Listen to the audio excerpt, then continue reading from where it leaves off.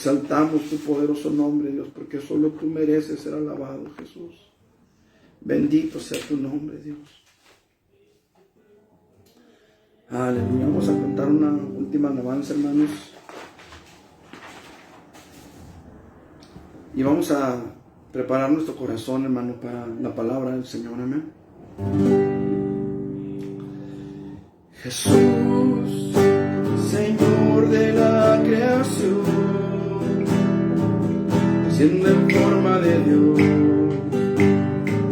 se despojó de sí mismo,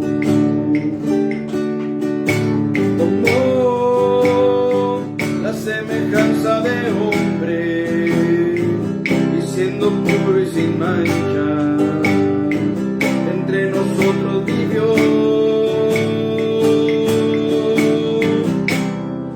y a sí mismo se humilló, tomando forma de siervo, hasta su vida entregar, y en una cruz terminar. Mas Dios a lo sumo lo exaltó, y su nombre engrandeció, para que ante su autoridad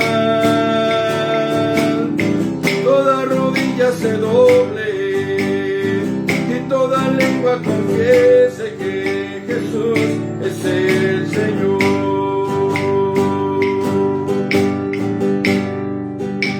Jesús, Señor de la creación,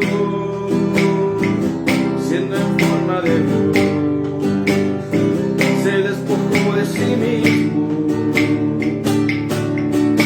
tomó la semejanza de hombre, siendo puro y sin mancha, entre nosotros vivió, y a sí mismo se humilló, tomando forma de siervo, hasta su vida entregar, y en una cruz terminar.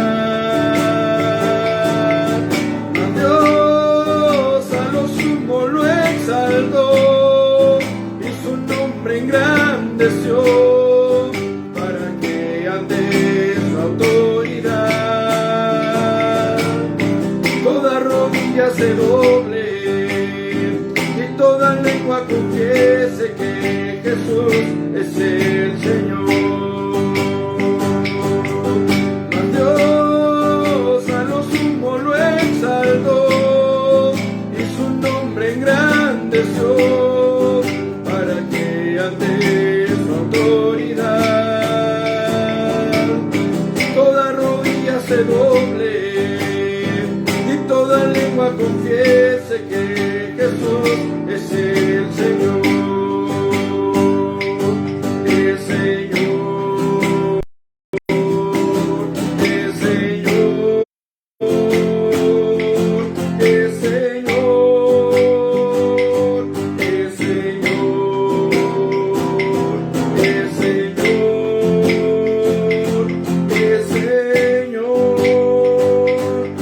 Señor, el Señor, el Señor, el Señor. Amén, Padre, en el nombre de Jesús. En esta noche, Señor, venimos ante tu presencia para suplicarte, Señor, que tu Espíritu Santo descienda sobre nuestras vidas, Dios. Que tomes mi vida en tus manos, Señor, y seas tú el que hables a cada corazón, Dios. Yo, Señor, delante de ti reconozco mi incompetencia, Señor, mi insuficiencia. Reconozco que no lo sé todo, Señor. Y reconozco que necesito que tú hables a nuestras vidas, Señor.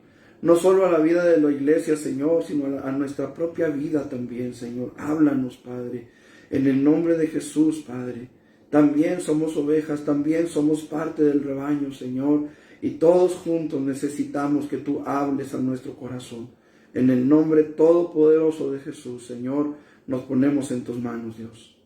Tuya es la gloria y tuya será siempre, Señor. en Cristo Jesús. Amén. Aleluya. Hermanos, pues yo sé que algunos están cansados, vienen del trabajo y el mensaje que traemos es un poquito larguito, pero espero en el Señor, hermanos, que el Señor nos dé paciencia y fortaleza para que podamos recibir todo el consejo de la palabra del Señor. Amén. Vamos a abrir nuestras Biblias ahí en 1 Corintios capítulo 10. 1 Corintios capítulo 10, y vamos a estar meditando un poquito, hermanos, en algunos textos. Realmente no voy a basar el mensaje solamente aquí. Vamos a estar viendo algunos textos, pero este texto nos va a servir como base para nuestra meditación de esta noche. Amén. Dice la palabra del Señor, 1 Corintios 10, porque no quiero, hermanos, que ignoréis que nuestros padres todos estuvieron bajo la nube y todos pasaron el mar. Y todos en Moisés fueron bautizados en la nube y en el mar. Y todos comieron del mismo alimento espiritual. Y todos bebieron la misma bebida espiritual, porque bebían de la roca espiritual que los seguía, y la roca era Cristo. Pero de los más de ellos no se agradó Dios, por lo cual quedaron postrados en el desierto. Mas estas cosas sucedieron como ejemplos para nosotros, para que no codiciemos cosas malas como ellos codiciaron, ni seáis idólatras como algunos de ellos. Según está escrito, se sentó el pueblo a comer y a beber, y se levantó a jugar. Ni forniquemos como algunos de ellos fornicaron y cayeron en un día 23,000. Ni tentemos al Señor como también algunos de ellos le tentaron y perecieron por las serpientes. Ni murmuréis como algunos de ellos murmuraron y perecieron por el destructor. Y estas cosas les acontecieron como ejemplo y están escritas para amonestarnos a nosotros, a quienes han alcanzado los fines de los siglos. Así que el que piensa estar firme, mire que no caiga. Hasta ahí la lectura, hermanos.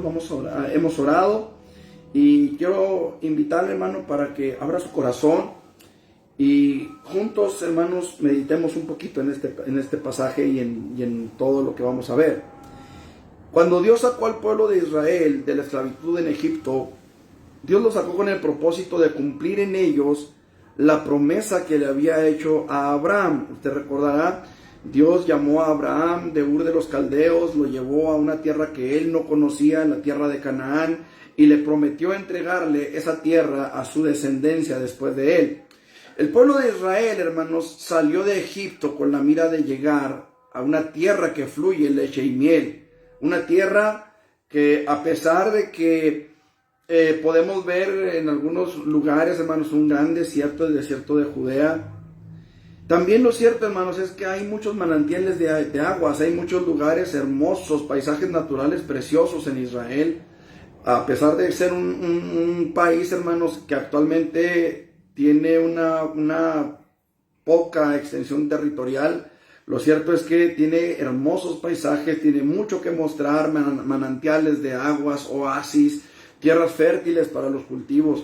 Desgraciadamente, hermanos, para el pueblo de Israel se cometieron muchos errores en el camino, porque no solamente se rebelaron contra Moisés, por ejemplo, el líder que Dios había comisionado para llevarlos al desierto, sino que bien pronto, hermanos, se olvidaron del Dios que los sacó de una tierra de esclavitud. El escritor R.C. Sproul, en su libro ¿Qué es la teología reformada?, él escribe una cita, hermanos, que me gustaría leérsela, y dice: el toro era la imagen sagrada de los dioses paganos de Egipto. Al hacer su propio dios, al hacer un toro, un becerro de oro, al hacer su propio ídolo de toros, Israel conformó su religión al mundo que les rodeaba. Su nueva religión ahora era una religión importante. Tenían un valiosísimo ídolo frente a ellos. Tenían un Dios que podían controlar, es decir, ese Dios iba a ir a donde ellos fueran y no ellos a donde Dios los guiara. Lo hicieron y pudieron descartarlo o destruirlo. La vaca no les dio ley, no exigió obediencia, no tenía ira ni justicia ni santidad para ser temido, ¿sí? Era un Dios sordo, mudo e impotente. Pero al menos no podía entrometerse en la vida de la nación, no podía entrometerse en su diversión y llamarlos a juicio. Esta era una religión diseñada por hombres, practicada por hombres y en última instancia inútil para los hombres. Fin de la cita. Esto que les acabo de leer, hermanos, es solo por mencionar una de las varias formas en las que los hijos de Israel tentaron a Dios para provocarlo a ira. Lo cierto, hermanos, es que toda aquella generación de hombres y mujeres que salieron con gozo, con alegría de Egipto, porque iban a una tierra de libertad, todos aquellos que cruzaron el mar, todos aquellos que vieron, hermanos, la gloria de Dios a través de las 10 plagas, hermanos, de la mayoría de ellos, es decir, de la generación adulta, no se agradó Dios. Ellos quedaron postrados en el desierto, como lo acabamos de leer en el capítulo 10 de 1 Corintios, que dice, todos estuvieron bajo la nube, y todos pasaron el mar, y todos en Moisés fueron bautizados en la nube y el mar, y todos comieron del mismo alimento espiritual, y todos bebieron de la misma bebida espiritual, porque bebían de la roca espiritual que los seguía, y la roca era Cristo. Pero de los más de ellos no se agradó Dios, por lo cual quedaron postrados en el desierto. Hermanos amados, personas que pudieran estar escuchando este mensaje más adelante, quiero decirles que ahora nos toca a nosotros continuar el camino que Jesús nos abrió a través de su propio cuerpo, a través de su propia carne, por medio del sacrificio en la cruz del Calvario.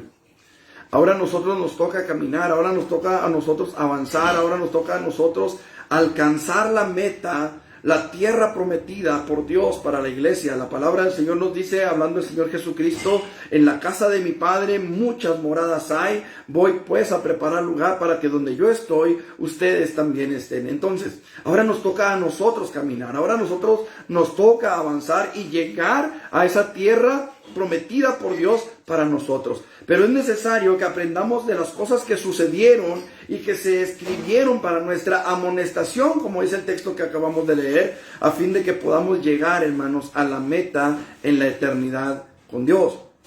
El tema de este mensaje, hermanos, es mire que no caiga, como dice el versículo 12. Si alguno piensa estar firme, mire que no caiga. Los creyentes, hermanos, de nuestros días, necesitamos esforzarnos por llegar a la meta que tenemos frente a nosotros, y esa meta está en las alturas, está en la patria celestial. Y parte de ese esfuerzo que tenemos que hacer, hermanos, debe enfocarse en el cuidado de nuestra firmeza en el Señor. Debemos estar firmes en la fe, debemos estar firmes en la palabra, debemos estar firmes en la comunión con Dios. Y de esto se trata este mensaje, hermano. De esto trata esta meditación de esta noche. Y quiero que veamos, hermanos, al menos 3 razones por las que los creyentes debemos vigilar nuestra firmeza en el Señor. La primera razón, hermanos, la encontramos en Efesios capítulo 5, versículo 14 al 17. Efesios capítulo 5, 14 al 17 dice, por lo cual dice, despiértate tú que duermes y levántate de los muertos y te alumbrará Cristo. Mirad pues con diligencia cómo andéis, no como necios, sino como sabios, aprovechando bien el tiempo, porque los días son malos. Esta es la primera razón, hermanos, por la cual necesitamos cuidar nuestra firmeza en el Señor. ¿Por qué? ¿Cuál es la razón? Que es nuestra responsabilidad. Dice la palabra del Señor, despiértate tú que duermes y levántate tú de entre los muertos y te alumbrará a ti Cristo. ¿Dice eso la palabra del Señor? Sí. Escuche, despiértate tú que duermes y levántate de los muertos y te alumbrará Cristo. Mirad pues con diligencia cómo andéis, no como necios, sino como sabios. ¿Quiénes deben de ver? ¿Quiénes deben de mirar con diligencia? ¿Quiénes deben tener cuidado de su camino? Nosotros. Es nuestra responsabilidad. Escuche, versículo 16. Aprovechando bien el tiempo, porque los días son malos. Debemos de entender, hermanos, que es nuestra responsabilidad el saber lo que viene en el futuro para la humanidad, porque Dios nos lo ha dejado por escrito. Primero en los Tesalonicenses, capítulo 4, versículo 13 al 18, dice la palabra del Señor de la siguiente manera: tampoco queremos, hermanos, que ignoréis acerca de los que duermen, para que no os entristezcáis como los otros que no tienen esperanza. Porque si creemos que Jesús murió y resucitó, así también traerá Dios con Jesús a los que durmieron en él. Por lo cual os decimos esto en palabra del Señor, que nosotros que vivimos, que habremos quedado hasta la venida del Señor, no precederemos a los que durmieron. Porque el Señor mismo, con voz de mando, con voz de arcángel y con trompeta de Dios, descenderá del cielo, y los muertos en Cristo resucitarán primero. Luego nosotros, los que vivimos, los que hayamos quedado, seremos arrebatados juntamente con ellos en las nubes, para recibir al Señor en el aire, y así estaremos siempre con el Señor. Aquí me llama la atención, hermanos, una palabra interesante. Dice la palabra, versículo 13 dice: tampoco queremos, hermanos, que ignoréis acerca de los que duermen. ¿Qué es lo que Dios, hermanos, quiere que nosotros sepamos? ¿Qué es lo que Dios quiere que nosotros entendamos? Hermanos, Dios quiere que no seamos ignorantes. Dios quiere que sepamos, Dios quiere que conozcamos, pero Dios quiere que obedezcamos también a su palabra. Escuche esto que le voy a decir, hermano. Mucha gente ignora lo que puede esperar una vez que haya sido arrebatada a la eternidad. Y cuando hablo de ser arrebatada a la eternidad, hermanos, necesito aclarar esto. Mire, tengo que ser claro en esto. La Biblia habla de un arrebatamiento para la iglesia. Es decir, dentro de no mucho tiempo, por lo que se ve alrededor de nosotros, dentro de no mucho tiempo, la iglesia será arrebatada. Es decir, nos vamos con Cristo. Sí, es lo que la palabra del Señor nos dice. De esto habla el texto. De un arrebatamiento en el cual la iglesia será arrebatada por el Señor y será llevada a la nueva Jerusalén, a la patria celestial, donde gozaremos de las bodas del Cordero. De esto nos habla el texto. Sin embargo, todos los seres humanos, no solamente la iglesia, todo el género humano, en algún momento de nuestras vidas llegaremos al tope, y entonces se cumplirá la palabra que dice: está establecido para los hombres que mueran una sola vez y después el juicio. Es decir, en un momento determinado, todos y cada uno de nosotros seremos arrebatados a la eternidad. Es decir, algunos irán a un lugar de reposo y comunión con Dios, que es nuestra esperanza, ¿sí? Esperando la resurrección y en el arrebatamiento de la iglesia. Y otros más serán echados a un lago que arde con fuego y azufre. Esa es la eternidad. Para unos, están en la presencia del Señor, conforme a su palabra. Para otros, ser echados también conforme a la palabra de Dios, a un lago que arde con fuego y azufre. Y esto lo encontramos en Apocalipsis 20:15. Y todo aquel que no fue hallado escrito en el libro de la vida fue lanzado al lago de fuego. Entonces, por esto es que Dios dice que no quiere que seamos ignorantes. Dios no quiere que ignoremos acerca de los que son llevados a la eternidad, porque por esta razón, por la ignorancia que hay en muchos, por la dureza de sus propios corazones, mucha gente, muchas almas de los que están muriendo en nuestros días, y cada día mueren muchos, usted lo puede ver en las noticias, pero cada día hay muertes, hermanos, en todo el país, en todo el mundo, en todas las naciones, en cada rincón del globo. Hay gente que está muriendo, algunos por enfermedad, otros por la violencia, otros por distintas causas, hermanos. Pero la gente muere, diariamente hay gente que muere. Y mucha de esa gente, por la ignorancia que en ellos hay, son lanzados al lago de fuego. ¿Por qué? Porque el evangelio se ha estado predicando por mucho tiempo. El evangelio se ha estado esparciendo por mucho tiempo. Ahorita, hermano, contamos con los medios electrónicos. Yo no sé hasta dónde nos alcanzan a ver. Yo no sé hasta dónde nos alcanzan a escuchar. Pero lo que sí sé, hermanos, es que el evangelio se está escuchando por todas partes a través de estos medios, ya sea la televisión, la radio, el internet. Pero la palabra del Señor se está predicando y hay dureza en muchos corazones. Mucha gente está rechazando el mensaje, mucha gente está rechazando la salvación que es por fe en Cristo Jesús, y Dios no quiere que la gente rechace esa palabra. Pero el asunto es, hermanos amados, que la ignorancia no solamente tiene que ver con el desconocimiento de las cosas. A veces la ignorancia, no sé si es la palabra correcta, pero muchas veces se utiliza el verbo ignorar para decir: conozco esto, pero no lo hago. Conozco esto, sé de esto, pero lo hago a un lado. ¿Sí? Eso se llama ignorar una orden, ignorar una instrucción. Cuando una persona recibe la instrucción y la ignora, la hace a un lado, quiere hacer su voluntad, entonces, amado hermano, ahí hay rebeldía. Entonces, amado hermano, ahí hay una situación con la cual necesitas que Dios trate con eso para que Él pueda perdonar esa rebeldía. Dios dice que no quiere que seamos ignorantes, no quiere que ignoremos acerca de los que son llevados a la eternidad, porque por esa razón, por ignorar, ya sea voluntariamente, o por ignorar porque nunca se te habló, mucha gente, hermanos, está yendo a la eternidad. Y solamente Dios sabe, hermanos, en dónde están. Solamente Dios puede saber, hermanos, qué pasó con esas almas. Pero la palabra de Dios nos habla a nosotros de que hay solamente dos destinos. Por eso Dios quiere que nosotros conozcamos. Dios quiere que nosotros nos preparemos, hermanos. Mire, quiero dirigirme, hermanos, directamente a la iglesia en este momento. A la iglesia de Jesucristo. Hermanos, dentro de la iglesia de Jesús hay mucha gente que ignora la palabra del Señor. Y no me refiero solamente, hermanos, al desconocimiento de la palabra. Me refiero, hermanos, a que sabemos lo que la palabra de Dios nos instruye a hacer, sabemos lo que Dios nos ha mandado a hacer, sabemos lo que Dios espera de nosotros, pero ignoramos voluntariamente la orden dada y vivimos el cristianismo como mejor nos parece, haciendo a un lado el consejo que Dios nos da a fin de que podamos preservar nuestras vidas.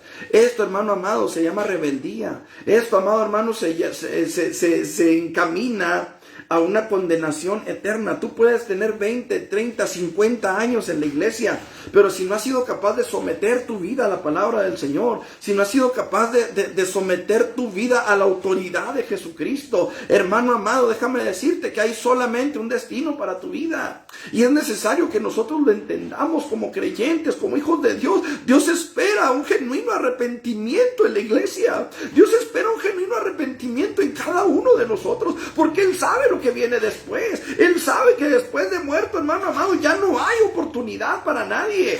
Es por eso, hermano, que Dios desea que sus hijos no solo conozcan su voluntad, sino que obedezcan a fin de que vivan para siempre. Hebreos capítulo 12, versículo 9, dice la palabra del Señor de la siguiente manera, hermanos amados. Escuche.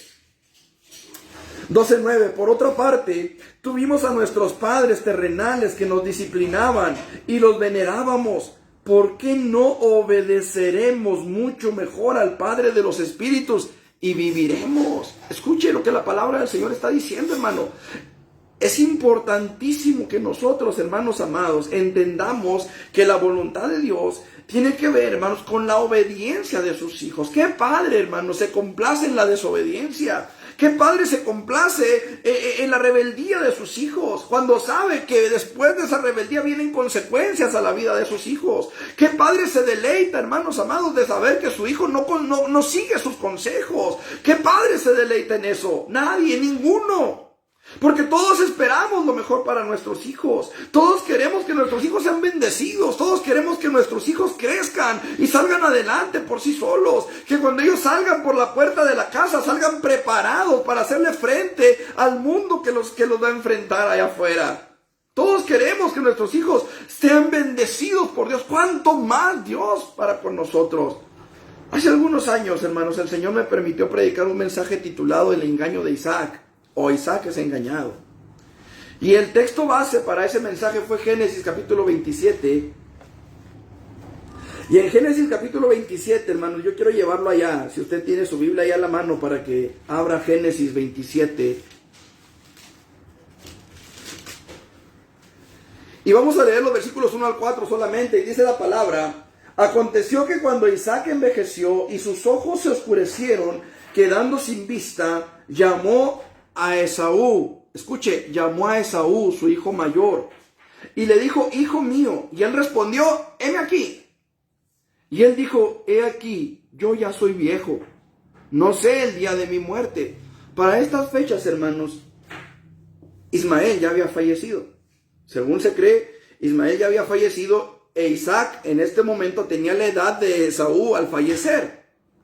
Acuérdense que Isaac era menor que Esaú, como 12 años aproximadamente.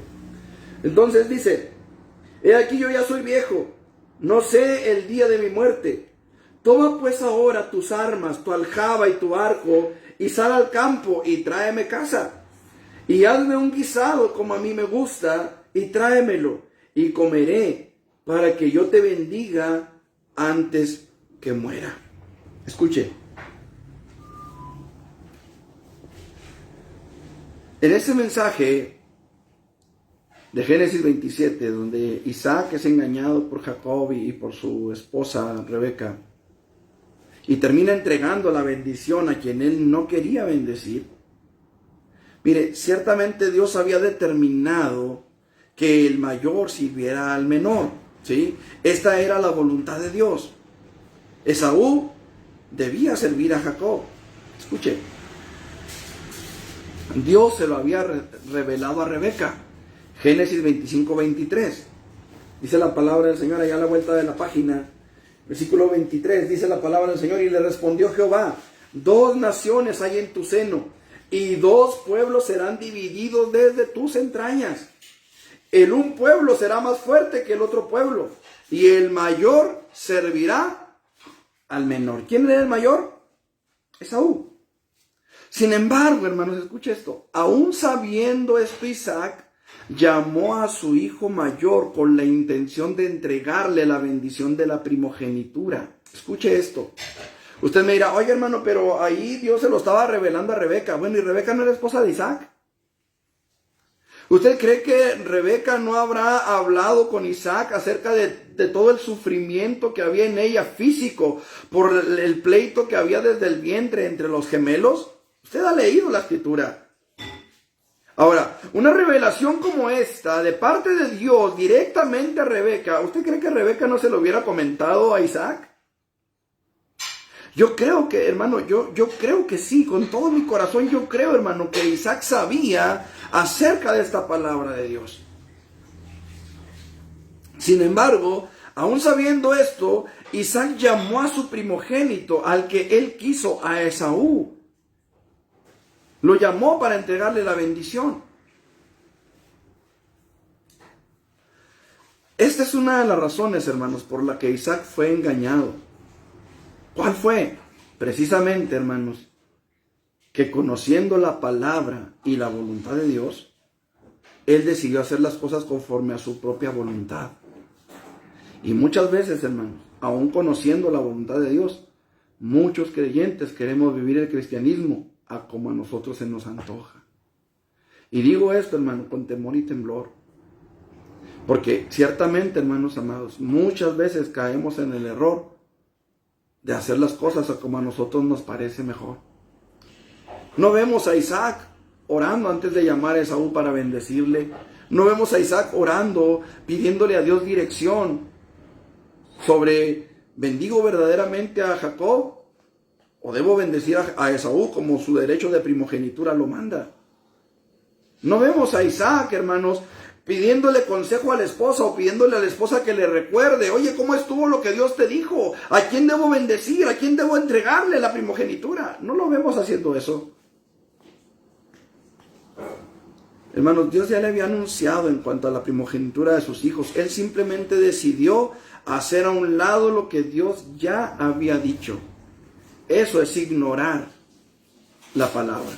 Eso es ignorar el mandato. Eso es ignorar, hermanos, la voluntad de Dios. Muchas veces, hermano, queremos hacer lo mismo y voluntariamente ignoramos que el Dios eterno es Jehová. Que el Dios eterno es Adonai Eloheinu, si usted lo quiere llamar así, el Yahvé. El Dios eterno es Él. Y nosotros debemos sujetarnos, someternos a su voluntad, a su palabra. El punto, mis hermanos amados, es que usted y yo no estamos en tinieblas. Por eso dije, quiero dirigirme a la iglesia en este momento. Usted y yo no estamos en tinieblas. Hemos tenido la oportunidad de leer este libro. Hemos tenido la oportunidad, hermanos, de estar en un lugar donde se nos ha predicado la palabra de Dios, la sana doctrina. Hemos tenido la oportunidad, hermanos, de tener comunión con el Señor. Hace unos días, hermanos, platicando con una persona, me decía que el nombre de Jesús no es Jesús, que es Yeshua o Yeshua. Y ciertamente, hermanos, Jesús se llama Yeshua, pero también se llama Jesús en nuestro idioma. Mire, yo creo, hermano, en el perdón de Dios por mi fe en su Hijo. Y la palabra del Señor, hermanos, a veces A veces nosotros queremos hacerla a nuestra manera, a nuestro antojo, a nuestra forma. Yo quiero decirle una cosa con todo respeto, hermano. Yo no sé usted cómo se refiere a Dios, al Señor Jesucristo, no lo sé. Pero sí quiero decirle una cosa. Yo creo en el perdón. Yo creo en la misericordia de Dios para conmigo, para con mi familia, para con todo aquel que crea en Él, porque la palabra del Señor dice, porque de tal manera amó Dios al mundo que ha dado a su Hijo unigénito para que todo aquel que en Él cree no se pierda, mas tenga vida eterna. Hermano, nosotros hemos podido tener una palabra de Dios en nuestras manos para podernos alimentar de ella, para podernos llenar de ella, para podernos fortalecer en ella. Lo que hagamos con ella, hermanos, eso depende de nosotros. Somos responsables por lo que hacemos con lo que recibimos de esta palabra. Somos responsables, hermano, por lo que vamos a hacer de aquí en adelante con esta palabra que estamos recibiendo. Somos responsables, hermano. No podremos decirle al Señor, Señor, pues yo no sabía. A mí no me dijeron. Hermanos amados, la palabra del Señor es clara. Será predicado el evangelio del reino por todo el mundo. Y entonces vendrá el fin. Todos nosotros hemos oído el evangelio. Todos nosotros hemos escuchado la palabra. Algunos hasta la hemos predicado, hermanos. No podemos ignorar voluntariamente el mandato que Dios nos está dando, porque en ello nos va la vida, hermanos amados. En ello nos va la vida eterna. En la obediencia a la palabra, en la obediencia a lo que Dios tiene para nosotros, en la obediencia a lo que Dios demanda de nosotros en su palabra. No podemos ser ignorantes de la palabra y hacer a un lado la palabra del Señor. 1 Timoteo capítulo 4 versículo 16 dice la palabra: ten cuidado de ti mismo y de la doctrina, porque haciendo esto, dice, te salvarás a ti mismo y a los que te oyeren. Ten cuidado de ti mismo, porque eres responsable de ti mismo.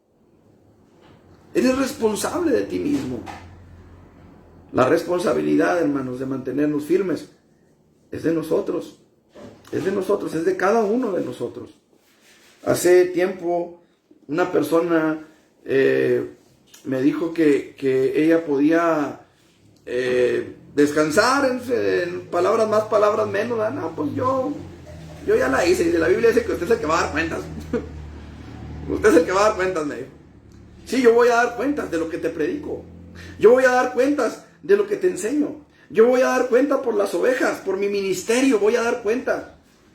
Por eso mi responsabilidad es predicarte la verdad. Y la verdad es que tú eres responsable por tu propia salvación. Esa es la verdad. En segundo lugar, hermanos, para avanzar, porque sí está voy un poquito rápido, hermanos, es cierto, pero la verdad es que el mensaje sí está un poquito largo, así que por eso voy rápido. Los creyentes, hermanos, debemos cuidar nuestra firmeza en el Señor. En segundo lugar, según 1 Corintios 9:27, 1 Corintios 9:27, dice la palabra: sino que golpeo mi cuerpo y lo pongo en servidumbre, no sea que habiendo sido heraldo para otros, yo mismo venga a ser eliminado. El apóstol Pablo, hermanos amados, nos dice que los creyentes debemos cuidar nuestra firmeza en el Señor, porque así como los hijos de Israel quedaron postrados en el desierto, nosotros mismos también podemos llegar a ser desechados, hermanos. Por eso necesitamos vigilar nuestra firmeza en el Señor. El que piensa estar firme, el que piensa, escuche, Pablo dijo el que piensa estar firme. Él no dijo el que esté firme, él dijo el que piensa, el que cree que está firme. Mire que no caiga. Mire, hermanos, Pablo tenía temor de ser desechado él mismo, aún habiendo sido predicador del glorioso evangelio de la salvación en Cristo Jesús. Vamos a ver, hermano, que la vida del apóstol Pablo fue una vida ejemplar para todos los que hemos recibido a Jesús como Señor y Salvador. Pablo trabajó. Pablo predicó el evangelio, hermanos, en prácticamente todo el imperio romano. Y era bastante terreno. Pablo, hermanos, dedicó su vida desde el momento de su conversión. Él dedicó su vida, hermanos, a predicar la palabra. Solamente el tiempo que él estuvo recibiendo el mensaje del evangelio, hermanos, no predicó. Pero fuera de ahí, hermanos, él desde su conversión estuvo predicando la palabra del Señor. Por obra del Espíritu Santo, hermanos, el Espíritu Santo se encargó de que gran parte, hermanos, del Nuevo Testamento fuera escrito por Pablo.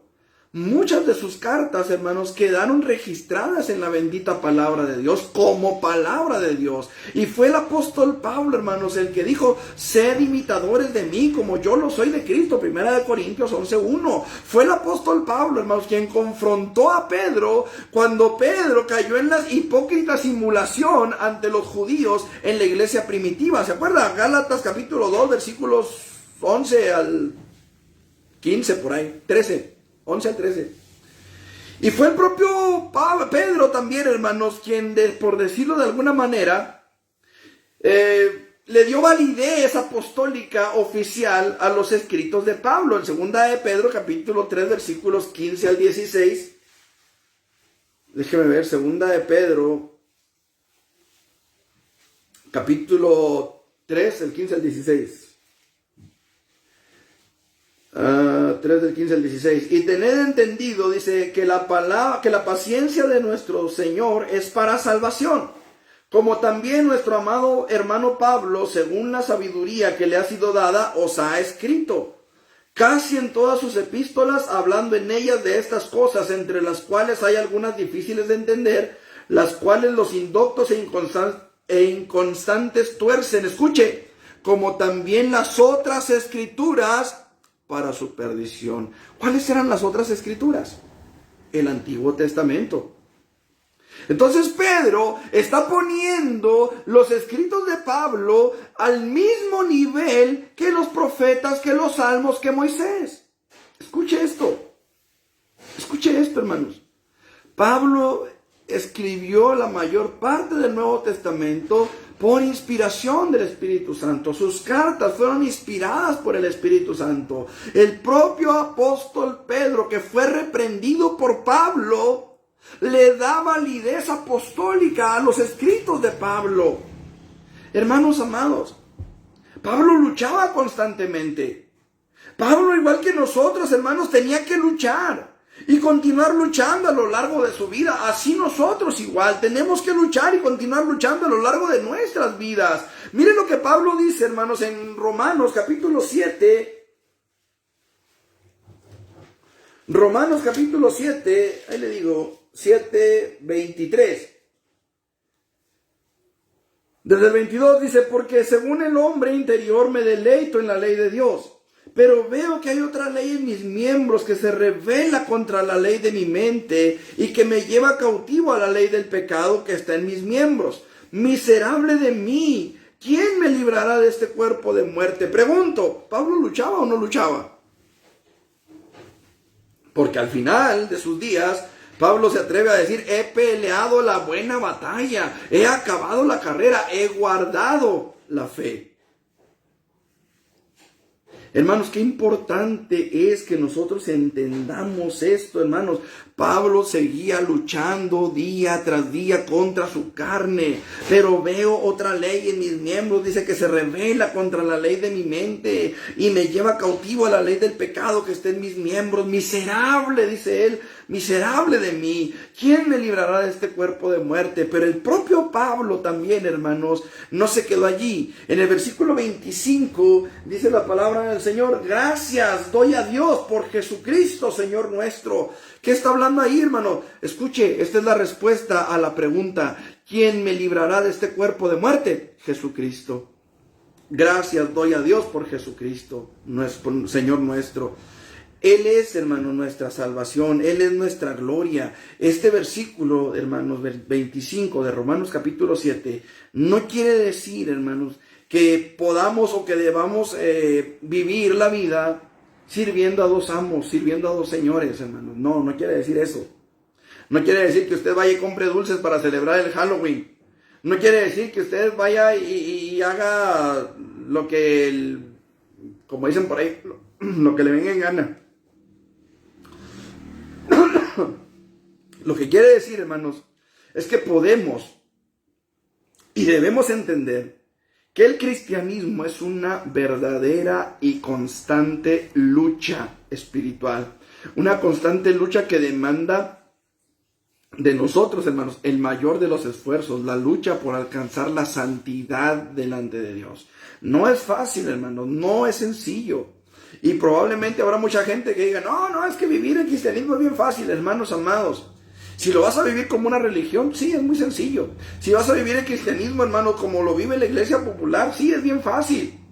Pero cuando de veras quieres buscar la santidad, cuando de veras quieres buscar en una vida piadosa, la palabra del Señor dice que todos los que pretendan vivir una vida piadosa padecerán persecución. Y la persecución no va a venir solamente, hermanos, de la gente que te rodea, que te va a decir, ay, ahí viene el aleluyo, ay, ahí va el hermanito, ay, ahí va gloria a Dios. No, hermano, la persecución viene, hermanos, desde el mundo espiritual. Desde allá, Pedro dijo que el diablo como león rugiente anda buscando a quien devorar, y esto lo vamos a analizar un poquito más adelante también, hermanos. No podemos vivir sirviendo a dos señores, no podemos vivir, hermanos, simple y sencillamente viviendo el cristianismo como a nosotros nos place, como a nosotros nos parece que nos conviene más. Necesitamos, hermanos, esforzarnos en permanecer firmes en nuestra convicción, firmes en nuestra fe, firmes en nuestra comunión con Dios, firmes en nuestra relación con Él. Porque Dios demanda de nosotros, de todos y cada uno, hermanos, demanda santidad para que podamos entrar un día, hermanos, a esas moradas eternas que Él prometió para nosotros. Jesús dijo, hermanos, que no todo el que le llame Señor, Señor entrará en el reino de los cielos. ¿Se acuerda Mateo 7:21? Mateo 7:21, hermanos, nos dice de la siguiente manera. Mateo 7:21.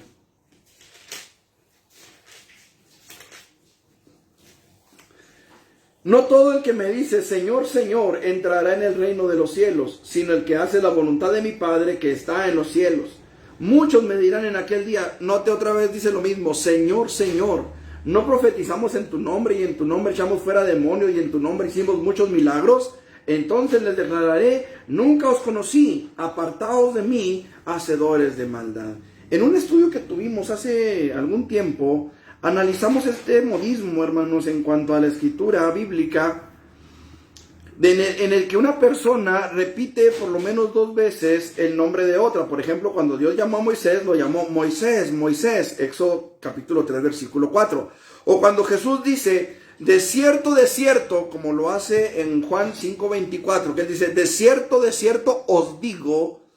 Esta forma, hermanos, de escritura o de habla, nos habla de una íntima relación que Dios tiene o quiere tener con el ser humano, en este caso con Moisés, ¿sí? Cuando le dice Moisés, Moisés.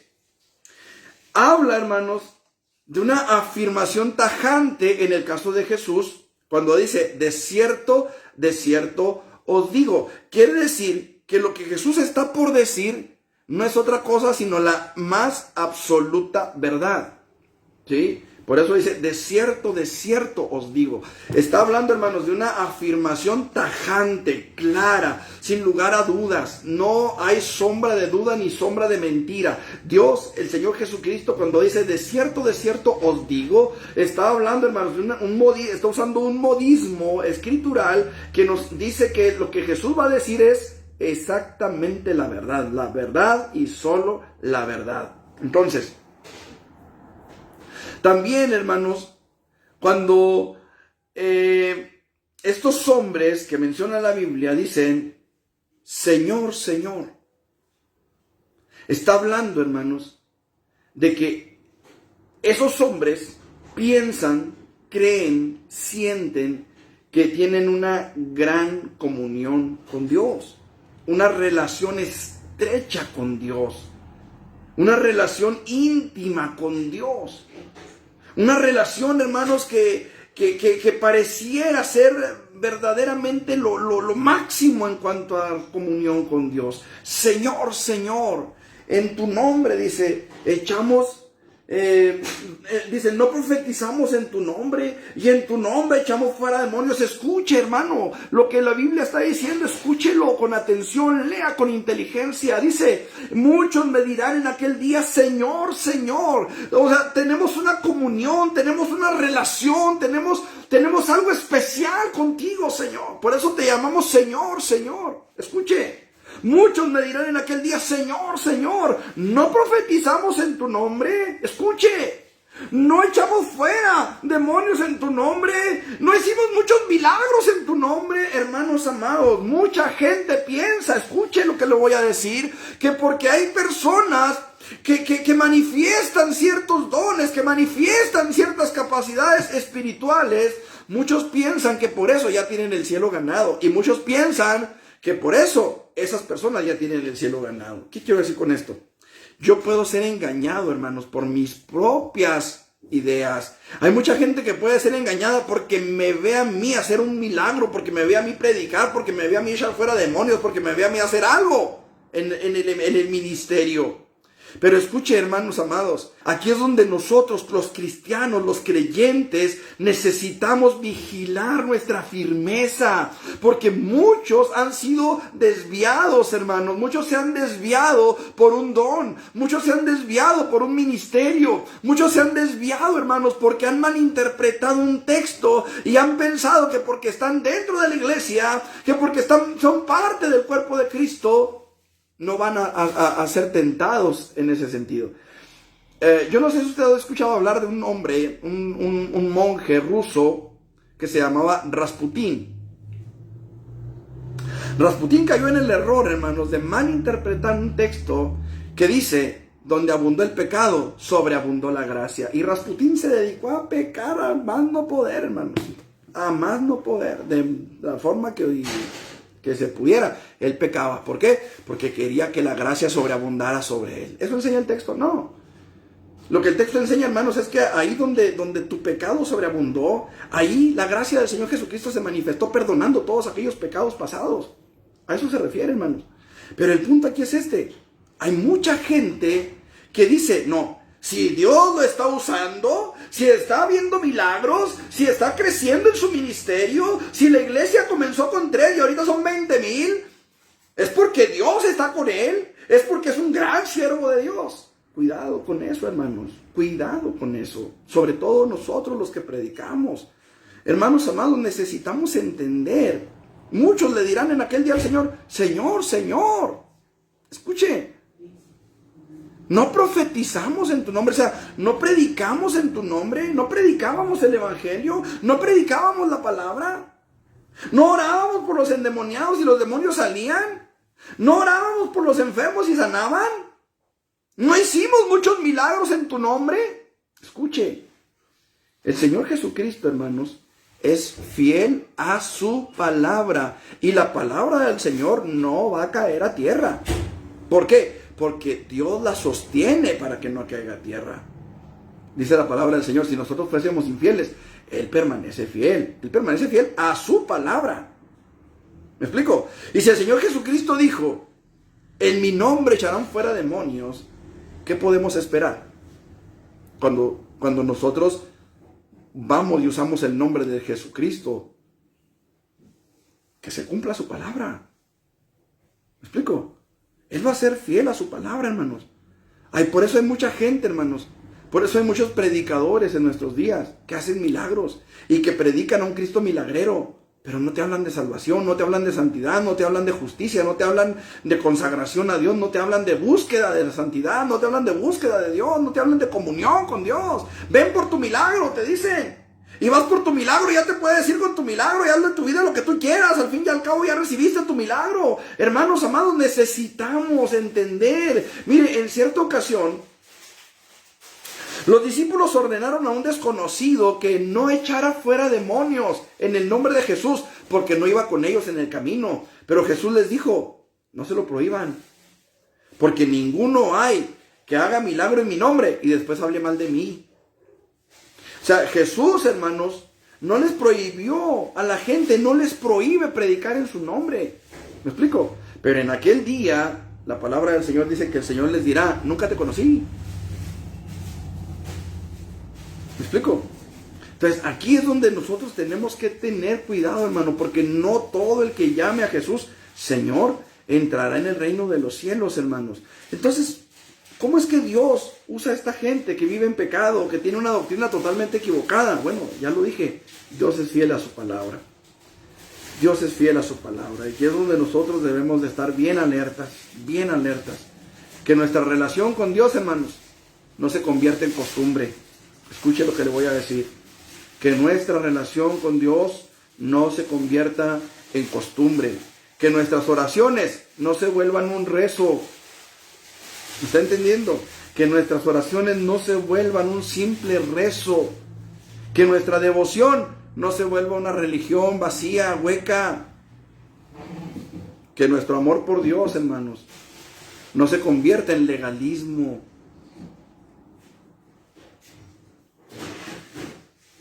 Viene a mi mente, hermanos, el caso de Sansón. Usted conoce la historia de Sansón, ¿sí? Cuando mis hijos estaban pequeños, yo les cantaba una canción sobre Sansón, ¿verdad? Y hacía una mezcla ahí en la canción. Hasta la canté ahí en el templo. Pero el asunto es este, hermanos. Sansón fue un hombre capaz de matar a muchas personas, a muchos filisteos. No recuerdo si fueron 1000 o 300, no me acuerdo. Pero los mató con una quijada de burro. Usted puede leer la historia ahí en el libro de los jueces. Sansón fue el hombre que pudo romper las cuerdas nuevas. Hace unos días estaba viendo un documental sobre cómo se hacían las cuerdas que menciona Sansón. Hermanos, son cuerdas vegetales, se hacen con fibras de una planta, que una vez que están terminadas y que están nuevas, son irrompibles prácticamente, hermanos. Sansón las rompió. Sansón fue el hombre que pudo arrancar las puertas de una ciudad y llevárselas en el hombro. Escuche, las puertas de una ciudad, no está hablando de una puerta como la de su casa o la mía. Está hablando de unas puertas enormes que se ponían en las murallas que protegían las ciudades, hermanos. Y se las echó en la espalda y se las llevó, hermanos. Las puertas. Sansón, hermanos, era el hombre que pensó que escaparía de los filisteos, pero no se dio cuenta de que Dios ya se había apartado de él. Ojo con eso. No se dio cuenta cuando Dios se apartó de él. Fue tanto el jugueteo de Sansón con el mundo que no se dio cuenta cuando Dios se apartó de su vida. Y aquí es donde entra, hermanos, la advertencia de Pablo. El que piensa estar firme, mire que no caiga. Mire que no caiga. Necesitamos cuidar, hermanos, que la presencia de Dios no se aparte de nosotros, que la presencia de Dios no se vaya de nosotros. Y en tercer lugar, hermanos, los creyentes debemos de cuidar nuestra firmeza en el Señor, porque a nosotros, hermanos, a usted y a mí, según 1 Corintios, en el capítulo 10, versículos 6 al 11, dice: mas estas cosas sucedieron como ejemplos, escuche, para nosotros. Yo no sé su Biblia cómo diga, pero la mía dice que se escribieron para nosotros, no para los otros, para nosotros. Para que no codiciemos cosas malas como ellos codiciaron, ni seáis idólatras como algunos de ellos, según está escrito, se sentó el pueblo a comer y a beber y se levantó a jugar. Ni forniquemos como algunos de ellos fornicaron y cayeron en un día 23,000. Ni tentemos al Señor como también algunos de ellos le tentaron y perecieron por las serpientes. Ni murmuréis como algunos de ellos murmuraron y perecieron por el destructor. Híjole, aquí me acordé, hermanos, de Coré, Datán y Abiram. ¿Se acuerda? Hablábamos este domingo, aún los pequeñuelos. Dice la palabra del Señor. Y dice la palabra del Señor de la siguiente manera, o sigue diciendo: y estas cosas, versículo 11, les acontecieron como ejemplo. Escuche, como ejemplo. Y están escritas para amonestarnos a nosotros, a quienes han alcanzado los fines de los siglos. Qué preciosa palabra, hermanos. Primero a los Tesalonicenses, capítulo 4, del 16 al 17, lo leímos hace un momento. Dice que el Señor mismo, con voz de mando, con voz de arcángel y con trompeta de Dios, descenderá del cielo, y los muertos en Cristo resucitarán primero. Y luego nosotros, los que vivimos, seremos arrebatados juntamente con ellos para recibir al Señor en el aire, y así estaremos siempre con el Señor. Maranata, hermanos, Cristo viene. El Señor viene. Mire, hace tiempo les hice una pregunta, usted lo recordará, y si no lo recuerda, bueno, aquí se lo voy a recordar y se lo voy a hacer otra vez. Yo les hice esta pregunta y les decía: ¿cuándo piensa usted que va a comenzar el Apocalipsis? ¿Se acuerdan que les hice esa pregunta?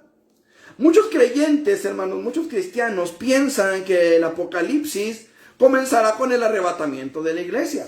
Otros piensan que comenzará con una tercera guerra mundial. Algunos otros creen que comenzará con una lluvia de meteoros sobre la tierra o con un gran cataclismo. Pero como les decía en aquella ocasión, cuando les hice esta pregunta por primera vez, para mí, hermanos, el Apocalipsis comenzó con el advenimiento del Espíritu Santo a la iglesia. El día de Pentecostés, hermanos, en la ciudad de Jerusalén. ¿Por qué? Porque ese día, hermanos, el día de Pentecostés, nació la iglesia como tal. ¿Sí? El libro de Apocalipsis, hermanos, más que un libro, es un conjunto de 7 cartas que ¿cómo se puede decir? Se alinearon, vaya, como si fuera un libro. Pero en realidad son 7 cartas escritas a 7 iglesias de Asia Menor. Usted ha leído el Apocalipsis, Éfeso, Esmirna, Pérgamo, Teatira, la Odisea, etc. Entonces, cada una de esas iglesias, cada una de esas 7 iglesias, representa proféticamente un periodo de la iglesia cristiana. ¿Sí? Cada uno de esos periodos se ha ido cumpliendo, hermanos, con la exactitud de un reloj. Cada uno de esos periodos. Usted lo puede analizar conforme a la palabra del Señor y conforme a la historia de la humanidad. Y se dará cuenta, hermano, que verdaderamente la historia que narra Apocalipsis o las 7 cartas de Apocalipsis comienzan, hermanos, con la iglesia primitiva, con la iglesia apostólica, con la iglesia que los apóstoles levantaron por gracia del Espíritu Santo. Entonces la palabra de Dios nos advierte desde los tiempos de la iglesia primitiva que todas las cosas sucederían hacia el fin de los tiempos sobre la tierra. Escuche, el versículo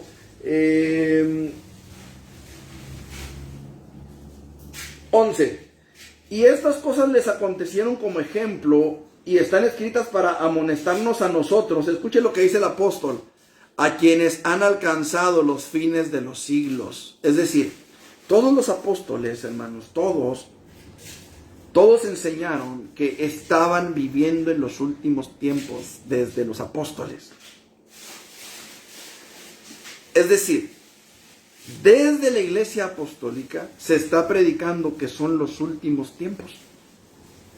Son 2000 años o más de predicación de que son los últimos tiempos.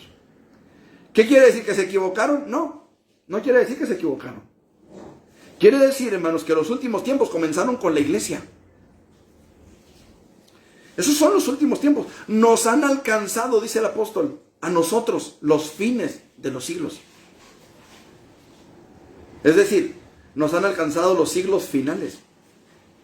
¿Qué tantos siglos quedan? Yo no sé, pero son finales. Son los últimos siglos de la historia de la humanidad como tal en la tierra, hermanos. Entonces, la palabra de Dios nos advierte, hermanos, desde los tiempos de la iglesia primitiva, de todas las cosas que sucederían al final de los tiempos sobre la tierra. Terremotos, pestes, crisis sociales en las naciones. Si algo le suena conocido, diga amén. O no diga nada, ¿verdad? Pero piénselo, analícelo. Las grandes migraciones profetizadas por Daniel. La corrupción en los gobiernos, hermanos. La maldad multiplicándose por todos lados. La frialdad en tantos y tantos creyentes en Jesucristo. La frialdad espiritual en las iglesias. Todo se ha ido cumpliendo, hermanos, poco a poco. Y tal vez para nosotros todo ha sido muy lento. Aunque en los últimos tiempos, hermanos, en los últimos años nos hemos visto inundados, hermanos, de señales que se están cumpliendo. Por un tiempo fueron casi imperceptibles, pero lo cierto es que todo se está cumpliendo delante de nosotros. Dios no ha quitado el dedo del renglón. Dios sigue, hermanos amados, haciendo que su palabra se cumpla, y todo lo que está sucediendo a nuestro alrededor nos habla de que el momento de nuestra partida está demasiado cerca para ser ignorado, hermanos. Hoy mucha gente, aún dentro de las iglesias, Prefiere ocuparse, hermanos, de asuntos secundarios antes que buscar afirmarse en su relación con Dios. Y aquí es donde quiero pasar a la parte final de este mensaje, hermanos. El diablo sabe que le queda poco tiempo, pero la iglesia, hermanos, pareciera que no lo ha entendido del todo. Apocalipsis 12:12.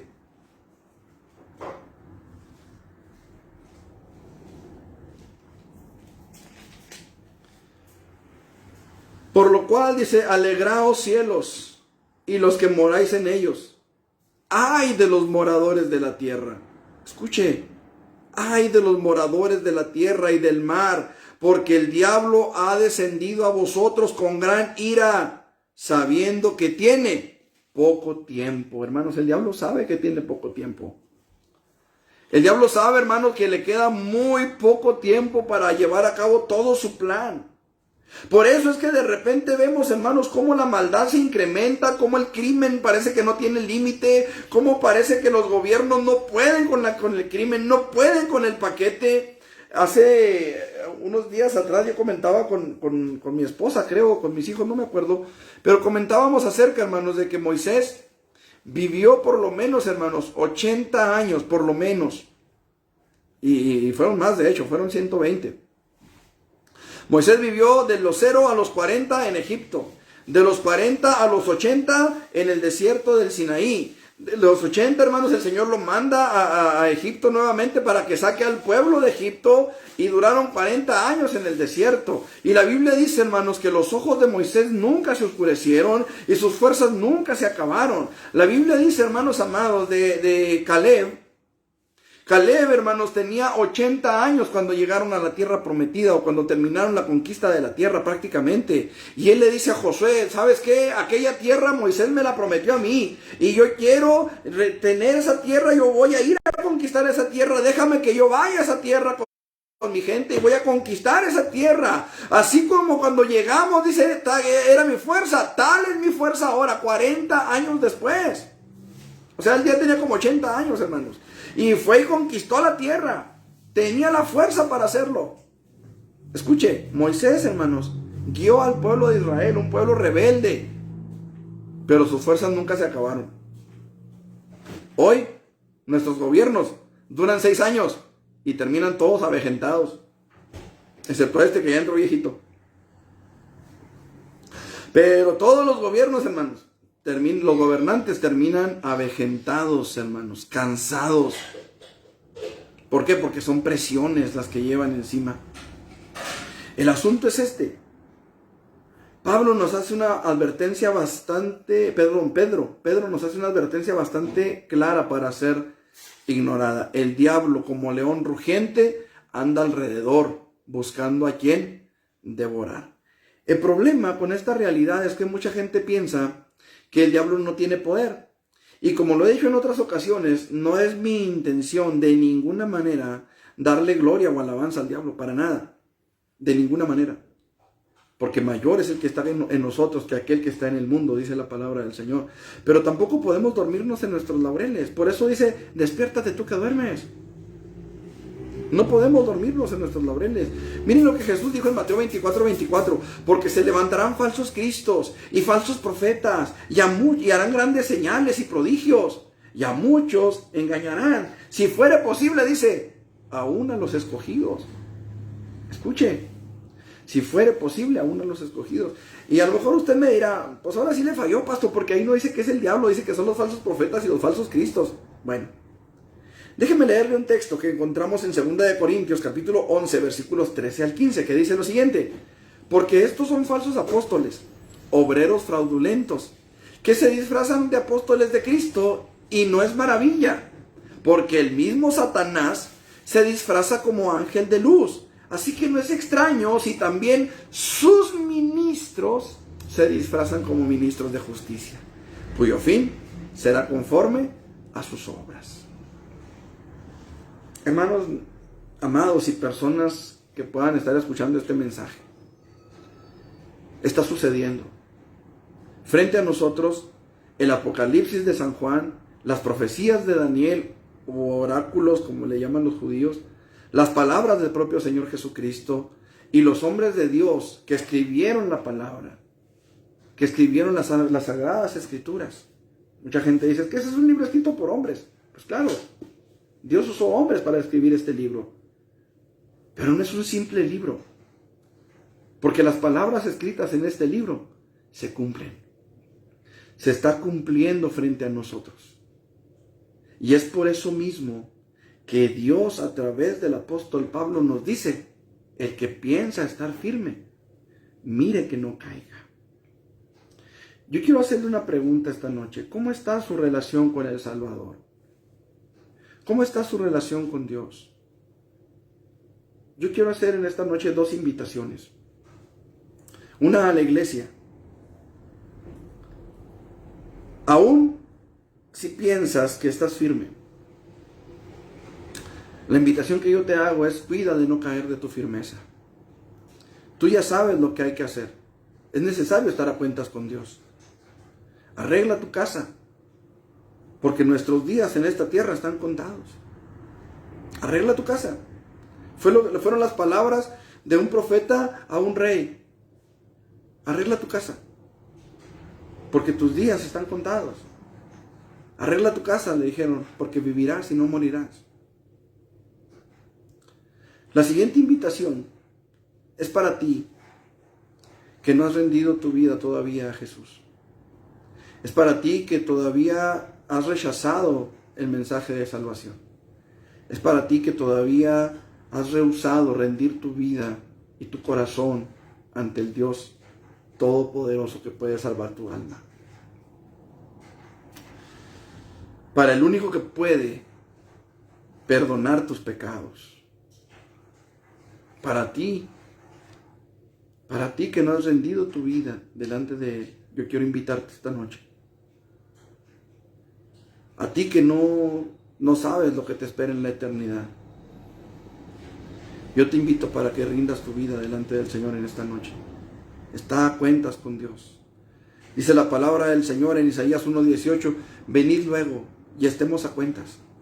Si tus pecados fueren como la grana, como la nieve serán emblanquecidos.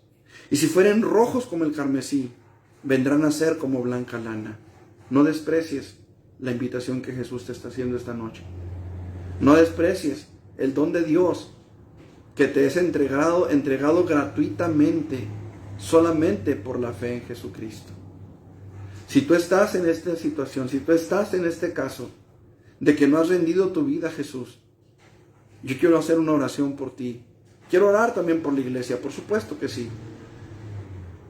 Pero quiero orar por ti que no has conocido a Jesús. Yo quiero invitarte para que cierres tus ojos. Si tú has reconocido en esta noche que tu relación con Dios no es lo que debería, yo quiero orar por ti esta noche. ¿Qué te parece si cerramos nuestros ojos? Señor Jesús, en esta noche yo reconozco que hay pecado en mi corazón, Señor. Yo reconozco que he rehusado rendir mi vida delante de ti. Tal vez por ignorancia, tal vez por simple rebeldía, Señor. Pero en esta noche yo quiero presentar mi corazón delante de ti y rendir mi vida ante ti. Y quiero pedirte que me perdones, Dios. Quiero pedirte que me perdones por cada azote en tu espalda, por cada clavo en tus manos y pies, por cada espina en tu frente, Señor, porque fueron por mis pecados. Fueron mis pecados los que te clavaron en esa cruz, Señor. Y te pido que me perdones, que me ayudes a ser una nueva criatura en ti, Señor. Que todos mis pecados sean borrados, que todas mis rebeliones sean borradas, Señor, en el nombre de Jesús. Permite que yo pueda rendirme completamente ante ti, que yo pueda conocerte como mi Señor, como mi Salvador, como mi único Rey y Señor. En el nombre de Jesús. Gracias te doy, Señor, por haber perdonado mis pecados, por haber pagado el precio que yo no podía pagar. Gracias te doy, Dios, en el nombre de Jesús. Amén. Padre, también en esta noche yo quiero pedirte por la iglesia, por cada uno de mis hermanos que estuvieron escuchando este mensaje, Señor.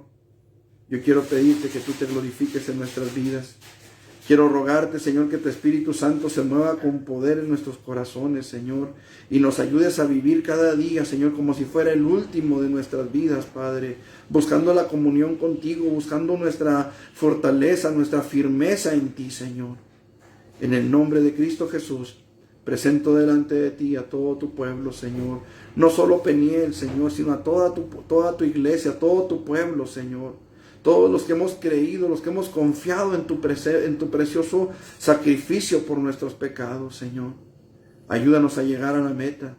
Ayúdanos a llegar a la patria celestial. Ayúdanos, Señor, a mantenernos firmes en nuestra fe, firmes en nuestra convicción, Señor, en el nombre poderoso de Jesús.